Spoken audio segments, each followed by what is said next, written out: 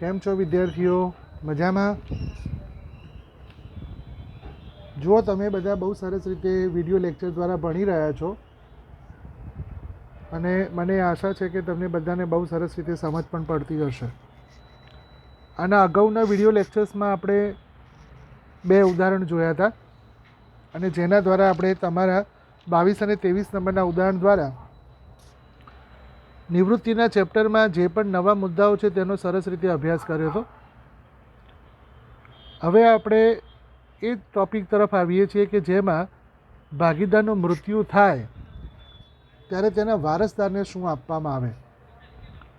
આપણે એક દાખલો સ્વાધ્યાયનો અગાઉ ગણી ચૂક્યા છીએ, પરંતુ ઉદાહરણ પણ એવા છે કે જેની સમજણ જો તમને ન હોય તો કદાચ એવું બની શકે કે તમે આ ચેપ્ટરમાંથી ઉદાહરણના જો ઉદાહરણના દાખલા પૂછાય તો તમે પૂરેપૂરા માર્ક્સ ગુમાવી શકો તેમ છો, કારણ કે આમાં સમજણ થોડી નવી છે. તો એ સમજણને આપણે સારી રીતે સમજવા માટે આજે ઉદાહરણ નંબર 25 હું તમારી સામે મૂકું છું, તો એને બરાબર તમે ધ્યાનમાં રાખજો. ઉદાહરણ નંબર 25 આપણે ગણવાનો પ્રયત્ન કરીએ. ઉદાહરણ નંબર 25માં 3 ભાગીદારો છે, એ, બી અને સી. એક પેઢીના ભાગીદારો છે. મિત્રો, એક પેઢીના ભાગીદારો છે એનો મતલબ કે તેઓ નફા નુકસાન સરખા ભાગે વહેંચે છે.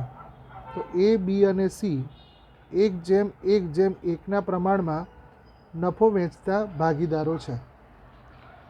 હવે 31/3/15ના રોજ પેઢીના ચોપડે તેમની બાકીઓ છે. તમે બધા 255 નંબરનું પેજ કાઢજો, સાથે ટેક્સ્ટબુક પણ રાખજો, જેના કારણે તમને દરેક મુદ્દાઓની ઝીણવટપૂર્વક સમજ પડે.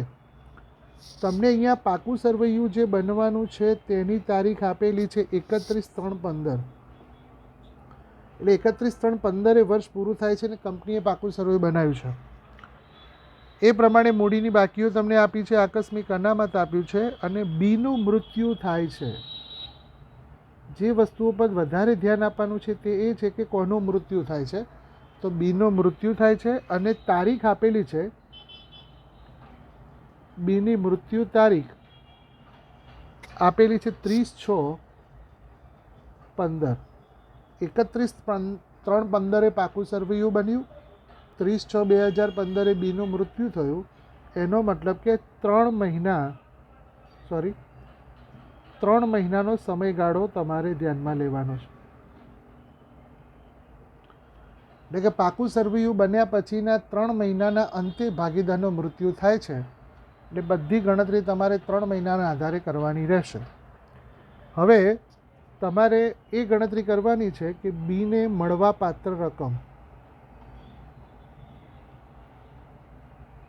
પહેલાં આપણે એ ગણતરી કરી લઈએ કે બીને કઈ કઈ રકમ મળવાપાત્ર છે. તો સૌથી પહેલો નંબર આવે છે મૂડી. તો બીની મૂડી તમારે જે આપેલી છે 50,000, તે 50,000 રૂપિયા બીની મૂડી તમારે આપી દેવાની છે. પછી તમને આકસ્મિક અનામત આપેલું છે. આકસ્મિક અનામત છે 9,000.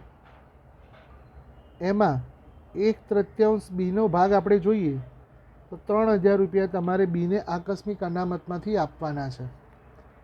પછી લખ્યું છે રોકાણ વધઘટ અનામત. રોકાણ વધઘટ અનામત આપેલું છે 3,000. એમાં 1/3 બીનો ભાગ આપણે ગણીએ તો 1,000 રૂપિયા તમારે રોકાણ વધઘટ અનામતમાંથી આપવાના છે. પાઘડી. તો પાઘડી તમારી 15,000 છે, પણ આ જૂની પાઘડી છે. આ રકમ જમા થશે, આ રકમ પણ જમા થશે, રોકાણ વધઘટ અનામતની રકમ પણ જમા થશે. જ્યારે જૂની પાઘડી છે 15,000, એમાં 1/3 ભાગ બીના જોઈએ તો 5,000 રૂપિયા તેના ખાતામાં આપણે ઉધાર કરવા પડશે. તો 5,000 રૂપિયા તેના ખાતામાં આપણે ઉધાર કરવાના. પછી ભાગીદારોએ સર્વસંમતિથી નક્કી કર્યું કે બીને વાર્ષિક 12% લેખે મૂડી પર વ્યાજ આપવું. તો 5મી ગણતરી છે મૂડી પર વ્યાજ. બીની મૂડી આપેલી છે 50,000. તેમાં 12% લેખે વ્યાજ ગણવાનું છે. તો 12% પ્રમાણે આપણે જોઈએ તો 12/100 3 મહિનાનું વ્યાજ એટલે 3/12, કારણ કે 3 મહિનાનો સમયગાળો છે. તો તમારે 1500 રૂપિયા તેના ખાતામાં જમા કરવા પડશે. તો મૂડીના વ્યાજના 1500 રૂપિયા તમારે તેને આપવાના છે. પછી આગળ આપણે વિચારીએ. બીનો ઉપાડ 6000 હતો, તો છઠ્ઠી ગણતરી, બીનો ઉપાડ તેના ખાતામાં 6000 રૂપિયા આપણે ઉધાર કરવા પડશે. પછી તેના પર 300 રૂપિયા વ્યાજ વસૂલ કરવાનું છે. તો બીના ઉપાડનું વ્યાજ 300 રૂપિયા ગણીને જ આપ્યું છે, તે તમારે ઉધાર કરવું પડશે. છેલ્લા 3 વર્ષના તેના ખાતે જમા થયેલા નફા જેટલી રકમ પાઘડી તરીકે આપવાની છે. તો પાઘડી તમારે ગણવાની રહેશે. એના માટે તમારે ગણતરી કરવાની. નવી પાઘડી 3 વર્ષનું ટોટલ એટલે 60,000, પહેલા વર્ષની નગભો છે 70,000 વત્તા 50,000 ભાગ્યા 3, એટલે કે 1,80,000 ટોટલ ભાગ્યા 3 એટલે 60,000 રૂપિયા. આ નવી પાઘડીની રકમ આવી 60,000 રૂપિયા. હવે એ 60,000 રૂપિયા તમારે બીને ચૂકવવાના છે. જો અહીંયા લખ્યું છે, બીને છેલ્લા 3 વર્ષના સરેરાશ નફાને આધારે નફામાં ભાગ આપવો. એના ઉપર બીને છેલ્લા 3 વર્ષમાં તેના ખાતે જમા થયેલ નફા જેટલી રકમ પાઘડી તરીકે આપીએ એટલે 60,000 રૂપિયા તમારે પાઘડી તરીકે આપવાના છે. પછી નફામાં ભાગ આપવાનો છે. બીને 3 વર્ષના સરેરાશ નફાને આધારે નફામાં ભાગ આપવાનો છે. તો નફાના ભાગ આપણે આપવા માટે અહીંયા એવી ગણતરી કરીશું. નફામાં ભાગ 60,000 રૂપિયા, એમાં એનો ભાગ છે 1/3, સમયગાળો છે 3/12. તમારે 5,000 રૂપિયા તેને નફામાં ભાગ આપવાનો છે. અને આ રકમ પણ જમા થશે અને આ પણ જમા થશે. તો આ પ્રમાણે તમારે બધી વિગતોની સમજૂતી આપણે જોઈ લીધી. પછી બીના વહીવટકર્તાને જુઓ, 5મો હવાલો છે. બીના વહીવટકર્તાને 9200 રૂપિયા તાત્કાલિક ચૂકવવા અને બાકીની રકમ અહીંયા આપણે નોંધ કરીએ, તાત્કાલિક 9,200 ચૂકવવા અને બાકીની રકમ 6% વ્યાજ સહિત 2 સરખા હપ્તામાં એટલે વાર્ષિક હપ્તાઓમાં 2 હપ્તામાં ચૂકવવાની છે. તો આ પ્રમાણે તમારે ગણતરી કરવાની રહેશે. તો આ બધી ગણતરી તમારે પરફેક્ટ રીતે દાખલામાં ભાગરૂપે બતાવવી પડે. જો આ ગણતરીમાં ભૂલ થશે તો મને એવું લાગે છે કે દાખલામાં તમારી ભૂલ જ પડશે. હવે આપણે દાખલાની ગણતરી કરીએ. તો અહીંયા તમારે બનાવવાનું છે બીના વહીવટકર્તાનું ખાતું.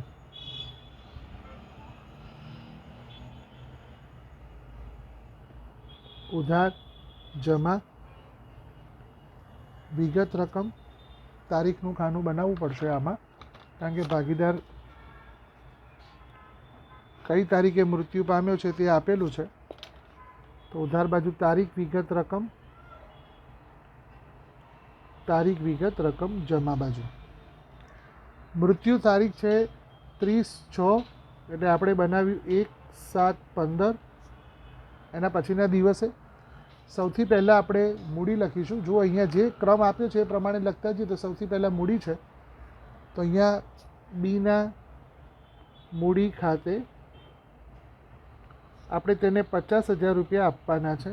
તો બીની મૂડી 50,000 રૂપિયા તેના ખાતામાં આપણે જમા કરી. ત્યાર પછી આકસ્મિક અનામતમાંથી 3,000 રૂપિયા આપવાના છે. આકસ્મિક અનામત ખાતે 3,000 રૂપિયા આપણે એના ખાતામાં જમા કર્યા. જે વિગતો આપણે ગોઠવતા ગયા છીએ અને શોધતા ગયા છીએ તે તમારે ગોઠવવાની. જુઓ, મૂડી આપણે જમા કરવાની છે, આકસ્મિક અનામત જમા કરવાનું છે, રોકાણ વધઘટ ભંડોળ, જૂની પાઘડી ઉધાર, જે આપણે લખ્યું છે તે પ્રમાણે આપણે બીના વહીવટકર્તાના ખાતામાં આપણે ગોઠવતા જવાનું. અને આ પ્રમાણે ગોઠવણી કરીએ તો જો આકસ્મિક અનામત આવી ગયું. હવે લખાશે તારીખ તો 1/7/15 જ છે. રોકાણ વધઘટ અનામત, અને રોકાણ વધઘટ અનામતના 1000 રૂપિયા છે, જે આપણે 1000 રૂપિયા લખીશું. પછી જૂની પાઘડી છે, તો જૂની પાઘડી આપણે ઉધાર કરીશું 1/7/15 જૂની પાઘડી ખાતે, અને જૂની પાઘડીના 5000 રૂપિયા આપણે ઉધાર કરવાના. જૂની પાઘડીના 5000 ઉધાર કર્યા. પછી મૂડી પર વ્યાજ, તો મૂડીનું વ્યાજ આપણે 1500 રૂપિયા શોધેલું છે, જમા બાજુ લખાશે મૂડી પર વ્યાજ 1500 રૂપિયા. ત્યાર પછી બીનો ઉપાડ છે 6000, તો 1/7/2015 ઉધાર બાજુ લખાશે ઉપાડ ખાતે, અને ઉપાડનો રકમ છે 6000. પછી ઉપાડનું વ્યાજ છે 3000, ઉપાડ વ્યાજ ખાતે 300 રૂપિયા ઉપાડનું વ્યાજ છે. ત્યાર પછી નવી પાઘડી છે. નવી પાઘડી તમારે ગણતરીમાં લેવાની છે, અને નવી પાઘડીના તમારે એને 60000 રૂપિયા આપવાના છે, જે અહીંયા આપણે ગણતરી કરેલી છે. તો તારીખ લખાશે પાઘડીનો ભાગ 60000 રૂપિયા એના ખાતે જમા થશે. ત્યાર પછી તમારે નફામાં ભાગ આપવાનો છે 5000 રૂપિયા, તો એની નોંધ થશે નફા નુકસાન ખાતે 5000 રૂપિયા.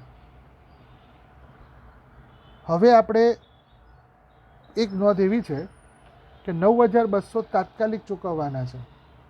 તો તાત્કાલિક 9200 ચૂકવવાના છે, એટલે આપણે ઉધાર બાજુ 9200 લખીશું બેંક ખાતે અથવા રોકડ ખાતે,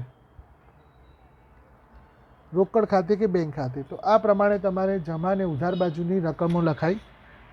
હવે તમારે ટોટલ કરીને બાકી શોધવાની કે એના વહીવટકર્તાને કેટલા નાણાં તમારે ચૂકવવાના રહે છે. તો બીના વહીવટકર્તાની જમા બાજુનો સરવાળો આપણે કરીએ તો તમારી રકમ આવે છે 50,000, 53, 54, 55, 60, 21, 500. તો જમા બાજુનું ટોટલ છે 1,20,500. ઉધાર બાજુ આપણે 1,20,500 મૂકીએ, તેમાંથી તમારે 6, 11, 20, 500 બાદ કરો, તો 20,500 બાદ કરતાં 1,00,000 રૂપિયા તફાવત આવે છે. 1,00,000 રૂપિયા તમારે ચૂકવવાના છે, જે તમારી તારીખ લખાશે 1/7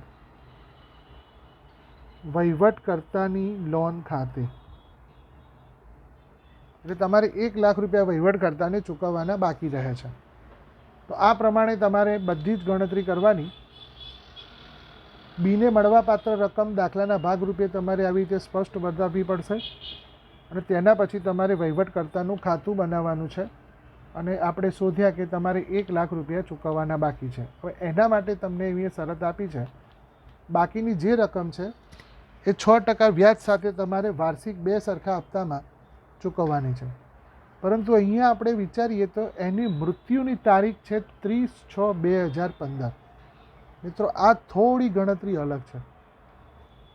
30/6/2015 એ મૃત્યુ થાય છે, અને પેઢીનું પાકું સરવૈયું 31/3/15 પૂરું થયું છે, એટલે કે બીજું વર્ષ થશે 31/3/2016. તો 30/6 પહેલાં 31/3/2016 સુધીના મહિનાઓનું વ્યાજ ગણાશે, 9 મહિનાનું, અને પછી તમારે ટુકડે ટુકડે હપ્તા આપવા પડશે.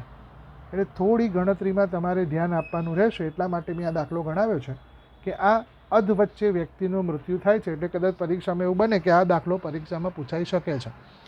તો બરાબર તમારું ધ્યાન આ ગણતરી પર રાખજો. આપણે 1,00,000 રૂપિયા ચૂકવવાના બાકી છે, તે તમારે યાદ રાખવાનું છે. અને એ 1,00,000 રૂપિયાને કઈ રીતે ચૂકવણી થશે એના માટે મેં અહીંયા બનાવ્યું છે બીના વહીવટકર્તાની લોન ખાતું, જમા અને ઉધાર, પહેલું ખાનું તારીખ, વિગત, રકમ, તારીખ, વિગત, રકમ. તો આ પ્રમાણે નોટ થઈ. 30/6 મૃત્યુ થાય છે એટલે આપણે લોન ટ્રાન્સફર કરીને એક સાથે લાવ્યા એટલે 1 જુલાઈ 2015 બાકી આગળ લાવ્યા 1 લાખ રૂપિયા. હવે ધ્યાન આપજો, કંપનીનું વર્ષ પૂરું થાય છે 31/3/2000, 31/3 અને અહીંયા તારીખ આપી છે 1/7 એટલે પહેલું વર્ષ પૂરું થશે 31/3/16. 1/7/15 થી 31/3/16 ગણીએ તો 9 મહિના થાય. તમારે પહેલાં 9 મહિનાનું વ્યાજ આમાં ઉમેરવું પડે. બરાબર, 9 મહિનાનું વ્યાજ તમારે ઉમેરવું પડશે અને 2 સરખા વાર્ષિક હપ્તામાં નાણાં ચૂકવવાના છે. જુઓ અહીંયા લખ્યું છે કે વ્યાજ સહિત 2 સરખા વાર્ષિક હપ્તામાં. એનો મતલબ કે 1/7/15 વર્ષની શરૂઆતની બાકી જો ગણાતી હોય વ્યક્તિની તો એની અંતની તારીખ આવે 30/6/2016. 30/6 તો ભાગીદારનો વહીવટ કરતાં 30/6 નાણાં લેવા આવશે. સાંભળજો બરાબર, ભાગીદાર એટલે મૃત્યુ પામનાર વ્યક્તિનો વહીવટ કરતાં 30/6 નાણાં લેવા આવશે અને પેઢી પોતાના વાર્ષિક હિસાબો પૂરા કરે છે 31/3 એટલે તમારે 2 ટુકડામાં વ્યાજને વહેંચવું પડે. એ ગણતરી અહીંયા અગત્યની છે. તો હવે અહીંયા લખાશે વ્યાજ ખાતે આપણે વ્યાજ ગણવાનું છે. 1 લાખ રૂપિયાની કિંમત, 6% વ્યાજનો દર અને 9 મહિના. તો 6% એટલે 6/100, 9 મહિના એટલે 9/12 એ 4500 રૂપિયા તમારે વ્યાજના જમા થયા. એટલે કે વર્ષના અંતે તેને આપણે આપવાના થયા 1,04,500. હવે 1,04,500 તમારે ઉધાર બાજુ મૂકવાના છે. 1,04,500 એટલે અહીંયા તફાવત આવશે 1,04,500 બાકી આગળ લઈ ગયા. તારીખ આવશે 31/3/16 એટલે પહેલા વર્ષે તમારે 1,04,500 થયા. હવે બીજા વર્ષની શરૂઆત 1/7/16 બાકી આગળ લાવ્યા 1,04,500. હવે ભાગીદાર જે મૃત્યુ પામ્યો છે તેનો વહીવટ કરતાં નાણાં લેવા આવશે 30/6 30/6/16 કારણ કે 1/7/15 થી 30/6/16 સુધીનો ગણાય. તો હવે તમારે આ મહિનાઓનું વ્યાજ ગણવું પડે. 1/4 આવે અહીંયા, 1/4 એટલે 4, 5 ને 6 3 મહિનાનું તમારે વ્યાજ ગણવું પડે. એટલે વ્યાજ આપણે 3 મહિનાનું તેમાં ઉમેરવું પડશે. રકમ છે તમારી 1 લાખ રૂપિયા. વ્યાજ તમારું ગણવાનું છે 6% અને 3 મહિનાનો સમયગાળો. તો 3 મહિનાના સમયગાળાનું 1500 રૂપિયા વ્યાજ તમારે ગણવાનું થયું. 30/6/16 હવે 30/6/16 તમારે હપ્તો આપવાનો છે. 30/6/16 બેંક ખાતે કઈ રકમ ચૂકવાશે? તો આજે 1 લાખ રૂપિયા છે તેનો પહેલો ટુકડો 50,000 રૂપિયા. તો 50,000 રૂપિયા ટુકડો, 4500 અને 1500 ટોટલ 6000 વ્યાજ. આ 4500 રૂપિયા વ્યાજ 9 મહિનાનું, 1500 રૂપિયા વ્યાજ 3 મહિનાનું, ટોટલ 12 મહિનાનું 9000 વ્યાજ એટલે 9000 રૂપિયા વ્યાજ. એટલે આ હપ્તો અને આ વ્યાજ ટોટલ તમે 6000 ટોટલ તમે 56,000 રૂપિયા ચૂકવો છો. તો 56,000 રૂપિયા તમે ચૂકવી દીધા. હવે આપણું વર્ષ તો 1/4/16 શરૂ થયું એટલે વર્ષ પૂરું થશે 31/3/17. હવે બાકી રહ્યા 50,000 રૂપિયા. તો ગણતરી તમારે 50,000ના વ્યાજની કરવાની. 50,000 રૂપિયા 6% 9 મહિનાનું વ્યાજ એટલે આ વ્યાજ તમારે ઉમેરવાનું છે અને એ રકમ તમારી આવે છે 2250. તો 50,000 રૂપિયા ચૂકવાઈ ગયા એટલે બાકી રહ્યા 50,000 પર તમારે 2250 રૂપિયા 9 મહિનાનું વ્યાજ. સરવાળો કરીએ તો આ ટોટલ થશે 1,08,250. જો ગણતરી થોડી સમજણ કેળવી લે એવી છે એટલા માટે મેં આ દાખલો તમને ગણાવ્યો છે. 1,08,250. એમાંથી 56,000 રૂપિયા બાદ કરો તો 52,250 રૂપિયા 31,370 બાકી આગળ લઈ ગયા તરીકે આવશે. 52,250. તો આ પ્રમાણે એક હપ્તો તમે ચૂકવ્યો એનું લોન ખાતું બનાવ્યું. હવે બીજું વર્ષ શરૂ થશે 1/4/17 બાકી આગળ લાવ્યા 52,250. હવે એ 52,250 રૂપિયા તમે આગળ લાવી દીધા.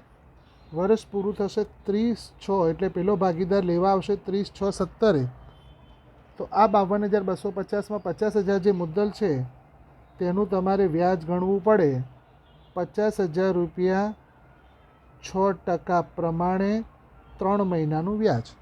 તો 3 મહિનાનું વ્યાજ થશે 750. ટોટલ તમારા 53,000 રૂપિયા સરવાળો થયો.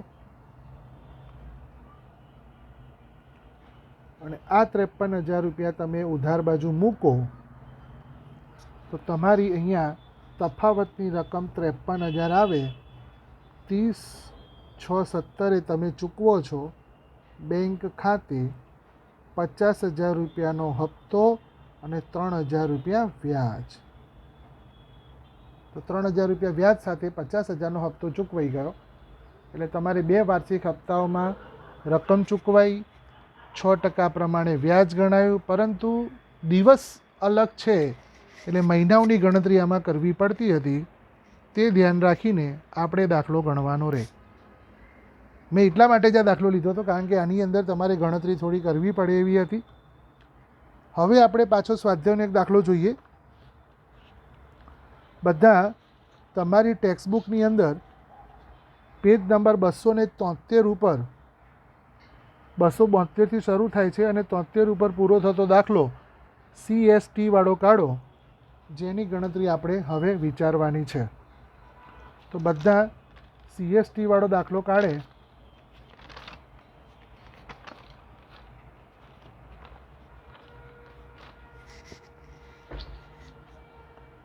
જો અહીંયા દાખલા નંબર 17 છે સ્વાધ્યાયનો. એમાં લખ્યું છે CST 2:1:2ના પ્રમાણમાં નફો નુકસાન વહેંચે છે.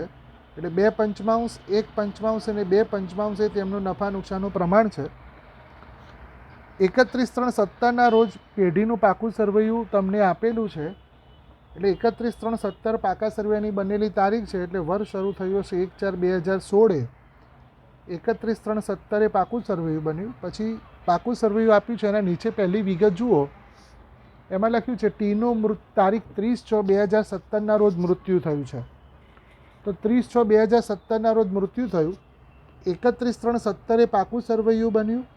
30/6/17 ટીનું મૃત્યુ થયું. એટલે 3 મહિનાનો સમયગાળો તમારે ગણતરી માટે ધ્યાનમાં લેવાનો છે. તો આ પ્રમાણે આપણે સમયગાળો નક્કી કર્યો. હવે આપણે વિચારીશું કે ટીને કેટલી રકમ મળવાપાત્ર બને છે. તો આવી રીતે યાદી બનાવવાની. ટીની મળવાપાત્ર રકમ. પહેલાં તો ટીની મૂડી તમે જૂના પાકા સરવૈયામાં જુઓ, ટીની મૂડી 1 લાખ રૂપિયા છે. એટલે 1 લાખ રૂપિયા તમારે આપી દેવાના.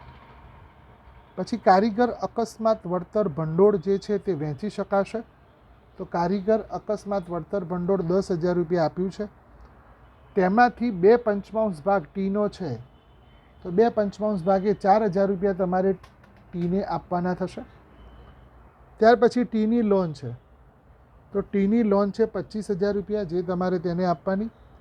હવે ભાગીદારની લોન છે તો વાર્ષિક 6% પ્રમાણે વ્યાજ આપવાનું થશે. તો ટીની લોનનું વ્યાજ તમારે ગણતરી કરવાની. 25,000 રૂપિયા તમારે ટીને આપવાના હતા લોનના.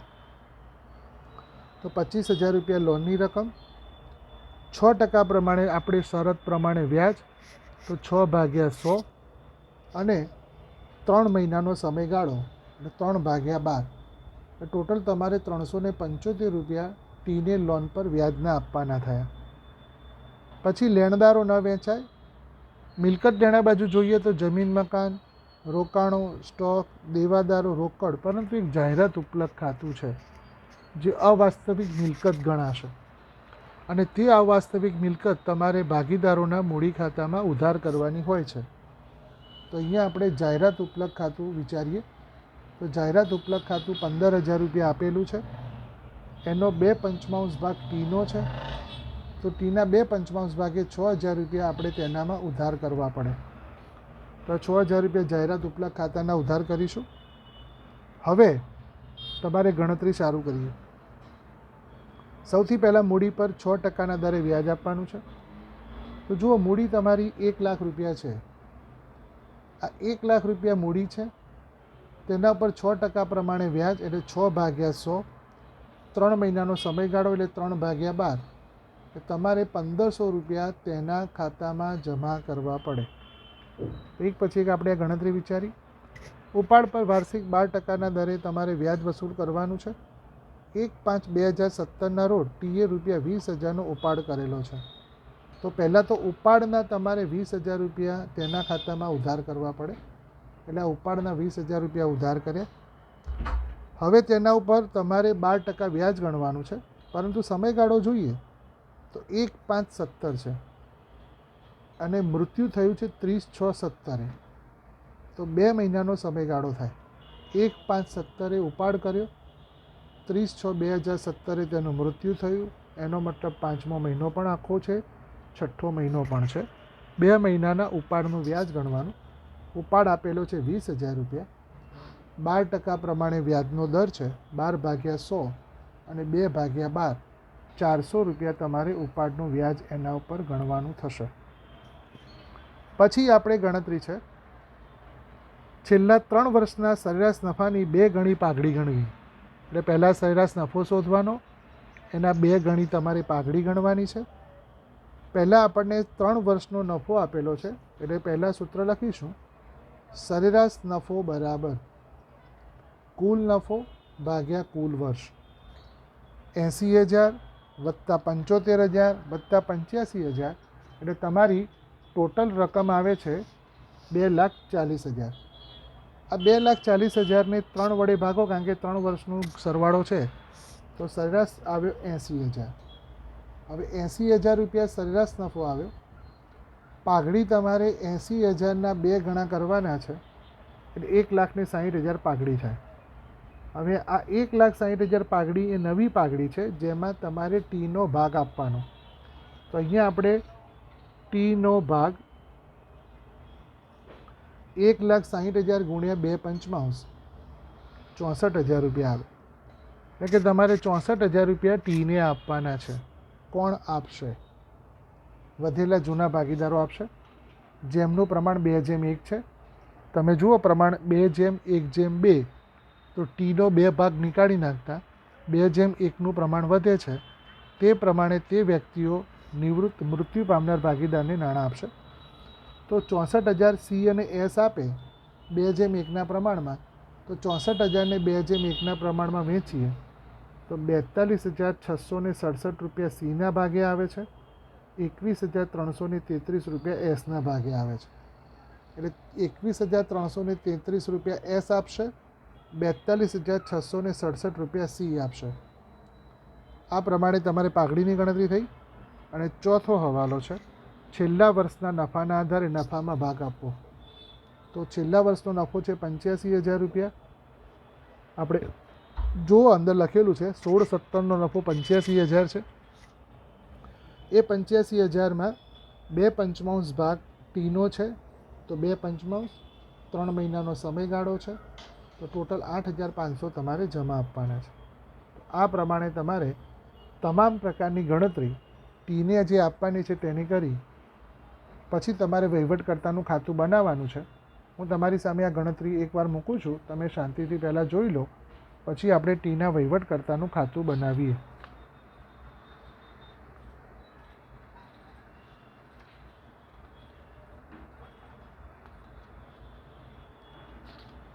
મિત્રો, આ દાખલાઓ પણ પરીક્ષામાં પૂછાતા હોય છે, એટલે તમારે ખાસ યાદ રાખવાનું કે કઈ રીતે ગણતરી થાય છે. બરાબર? કારણ કે આ પ્રમાણે ગણતરી કરશો તો જ તમે દાખલાને સરસ રીતે ન્યાય આપી શકશો.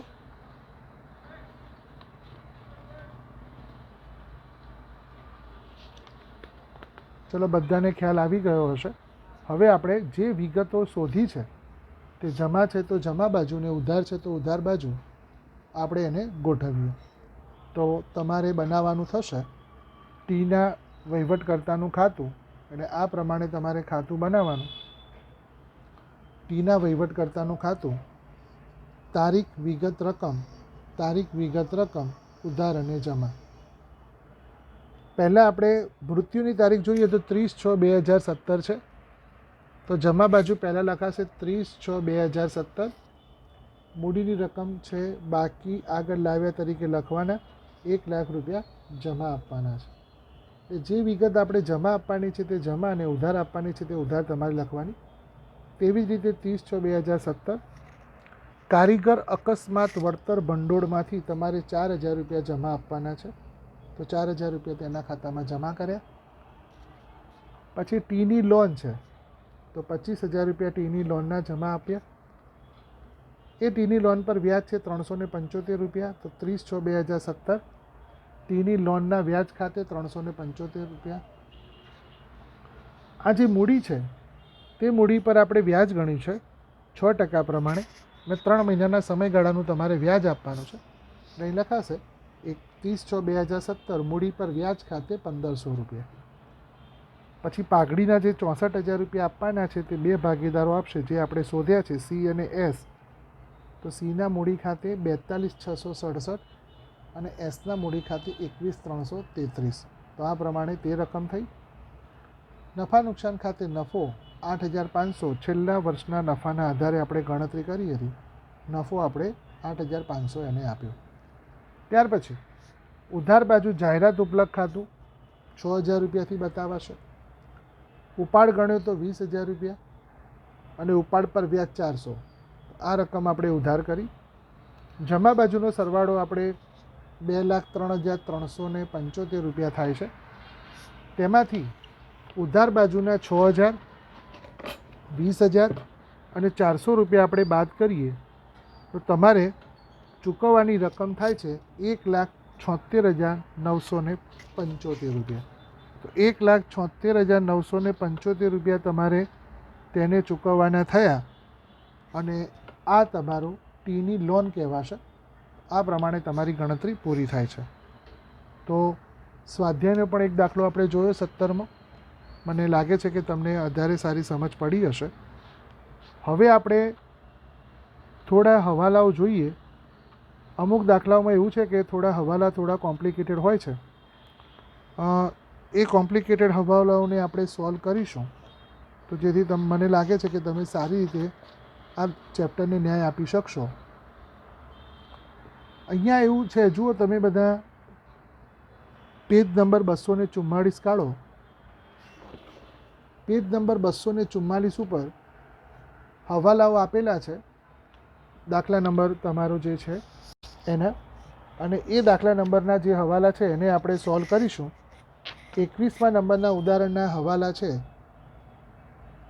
દેવાદારોમાંથી 8,000 ગાલખાદ માંડી વાળવી, 10% સકમન લેણા અનામત અને 5% વટાવ અનામતની જોગવાઈ કરવી.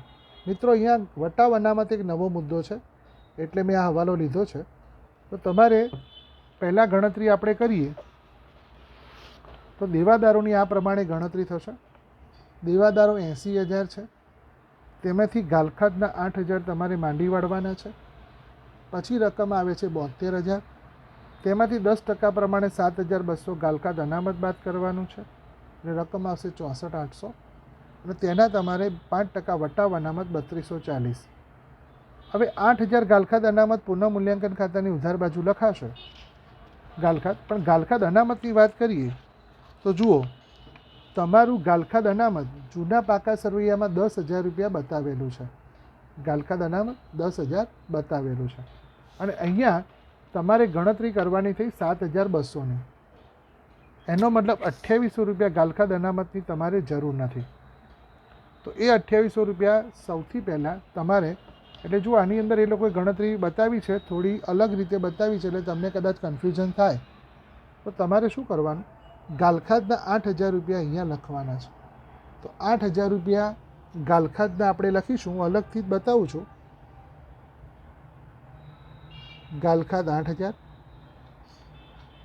દેવાદાર પર વટાવ અનામત આપણે બતાવ્યું છે, બાદ કરીને 3240 જે અહીંયા બતાવેલું છે, અને ગાલખાત અનામત જે 2800 રૂપિયા છે તે જરૂર નથી બતાવીને 2800 તમારે જમા મૂકવાના.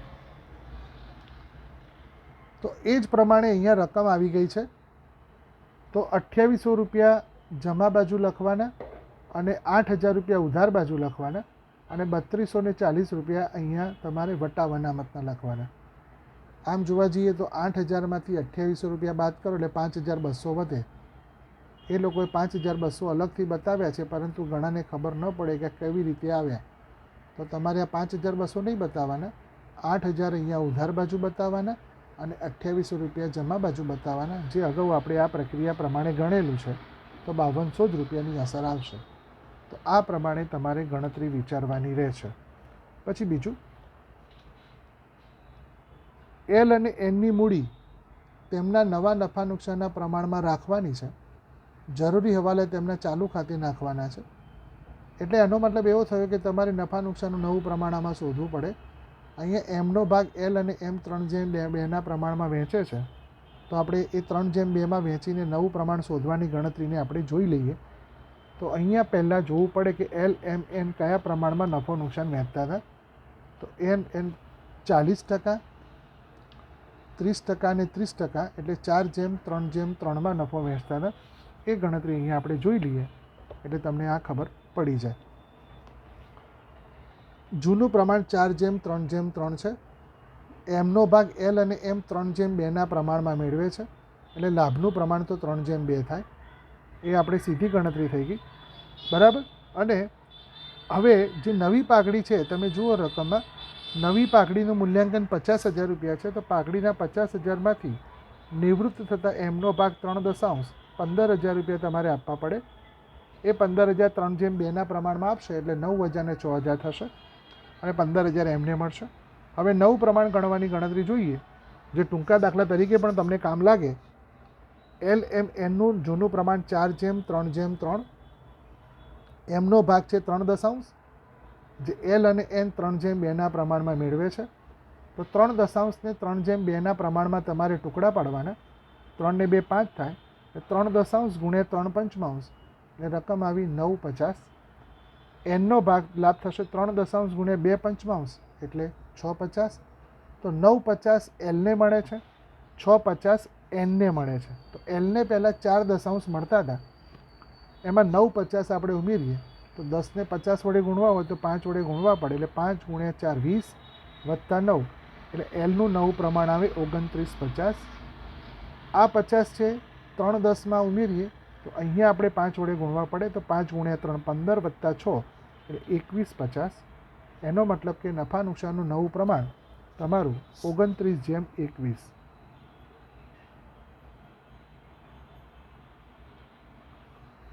આ પ્રમાણે તમારે ગણતરી વિચારવાની છે. બાકી કોઈ જ બીજો કંઈ છે નહીં. બધી તમામ હવાલા આપણે આગળ ગણેલા છે તે પ્રમાણેના જ આવેલા છે. આ 2-3 મુદ્દા નવા હતા એટલે મેં તમને સમજાવ્યા. કારણ કે આમાં એવું બને છે કે આખો દાખલો આપણને આવડતો હોય, પરંતુ 1-2 હવાલા એવા આવે કે દાખલાને આપણે પૂરો ન કરી શકીએ. તો તમારે ગણતરી થોડી ધ્યાનમાં રાખવાની. મને લાગે છે કે તમે બહુ સરસ રીતે સમજ પડી હશે. તો મિત્રો, આજે આપણે વિડીયો લેક્ચરને અહીંયા પૂરું કરીએ છીએ. હવે પછી આપણે બીજા દાખલાઓ સાથે આગળ મળીશું. ત્યાં સુધી સતત રિવિઝન કરતા રહેજો, વિડીયો લેક્ચર્સ જોતા રહેજો. સમજણ ન પડે તો તમે મને કોન્ટેક્ટ કરી શકો છો. ઉકેલ તમને આપીશું, સમજણ પણ આપીશું. અગત્યનું વર્ષ છે તેને ધ્યાનમાં રાખીને અભ્યાસ કરશો તેવી જ મારી તમને બધાને વિનંતી છે. હવે મળીશું નવા વિડીયો લેક્ચર સાથે. આવજો.